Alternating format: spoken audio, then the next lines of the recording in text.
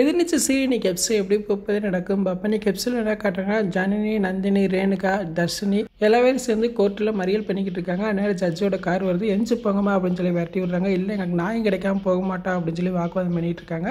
அதனால ஜட்ஜி இறங்கி வந்து என்னாச்சு, என்ன பிரச்சனை அப்படின்னு கேட்குறாரு. அப்போ ஜனனி சொல்கிறாங்க, எங்கள் அக்காவை கொலை முயற்சி செய்ய பார்த்துருக்காங்க, வேறு யாரும் இல்லை, என் வீட்டில் இருக்கிற குணசேகரன் தான் அப்படின்னு சொல்கிறாங்க. அவர் பவர் யூஸ் பண்ணி இந்த கேஸை நடத்த விடாமல் செஞ்சுக்கிட்டு இருக்காரு அப்படின்னு சொல்லிக்கிட்டு இருக்காங்க. இங்கே நடக்கிறது எல்லாத்தையுமே லைவாக டெலிகாஸ்ட் பண்ணிக்கிட்டு இருக்காங்க.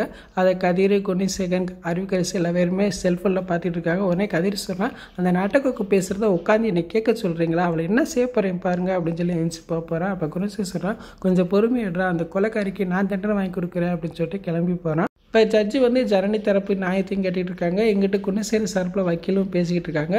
அப்போ குணசேகரோட வக்கீல் சொல்கிறாரு, இந்த குற்றவை தான் இந்த கேஸவே திசை திருப்ப பார்க்குறாங்க, அவங்க வேணும்னே இவங்க மேலே பழிய போடுறாங்க அப்படின்னு சொல்லிக்கிட்டு இருக்காங்க. அப்போ ஜட்ஜு சொல்கிறாரு, இந்த கேஸை ஒரு நேர்மையான ஆஃபீஸர் தான் விசாரிக்கணும், இதுக்கு மேலே இந்த குற்றவை வந்து இதில் தலையிடக்கூடாதுன்னு சொல்லி நான் ஆணையிடுறேன் அப்படின்னு சொல்கிறாங்க. இதை கேட்டோன்னா ஜனனி வந்து அதிர்ச்சியாரமாக கேட்டுறாங்க.